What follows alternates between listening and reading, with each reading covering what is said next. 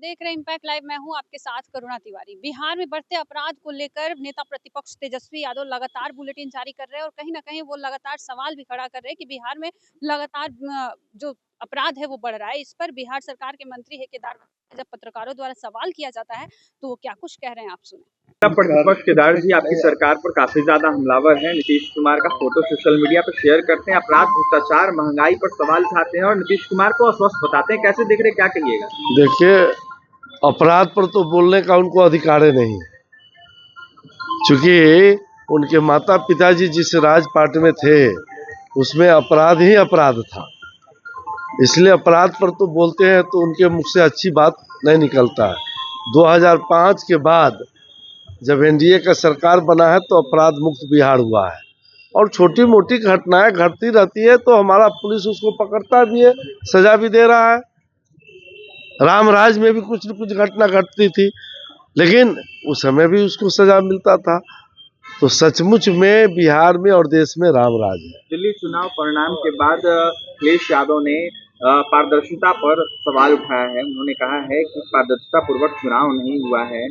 कैसे देख रहे, क्या कहें? देखिए, अखिलेश जी सहित जितने विपक्ष के लोग हैं यह सिर्फ तुष्टीकरण की बात करते हैं, देश की विकास की बात नहीं करते हैं।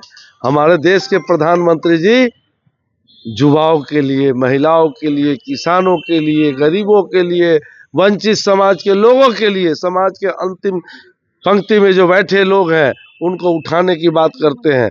और इसलिए पूरा देश आज नरेंद्र भाई मोदी को मानने के लिए तैयार है और मान रहा है। इन लोग को नकार दिया है, इसलिए इन लोगों को और तो कुछ मिल नहीं रहा है, तो सिर्फ यही बोल रहे हैं।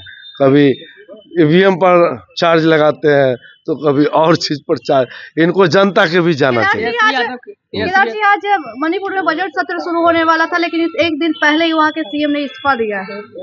देखिए, अब वहाँ का लोकल मामला है, मुझे इसकी जानकारी नहीं है क्या स्थिति है। एक दिन पहले जश्न और एक दिन बाद इस्तीफा नहीं, अब वहाँ का लोकल स्थिति है, अब उसको हम लोग देखेंगे, अध्ययन करेंगे, तब उस पर बताएंगे।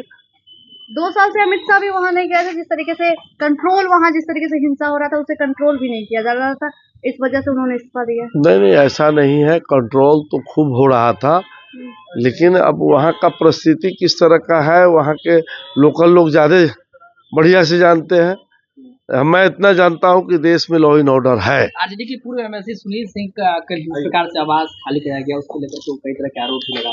भाई, तो प्रोटोकॉल में जब आप सुनील सिंह जी अब नहीं रहे एमएलसी, तो एमएलसी के रूप में तो जो मिला था उनको खाली स्वयं कर देना चाहिए था, नैतिकता के आधार पर। कह रहे हमें झुकाने की कोशिश किया जा रहा है। नहीं, अब मान लीजिए कि कोई एमएलए नहीं है और किसी एमएलए आवास में रहते हैं तो नैतिकता के आधार पर स्वयं उनको छोड़ देना चाहिए था। तो आपने सुना जिस तरीके से बिहार में बढ़ते अपराध को लेकर केदार गुप्ता ने अपना जवाबदेही रखा, साथ ही साथ यहाँ तक कि दिल्ली विधानसभा चुनाव को भी लेकर उनसे सवाल किया गया। आपका क्या कुछ कहना है इस खबर पर? आप भी हमारे साथ साझा करें। देखते रहे इम्पैक्ट लाइव। धन्यवाद।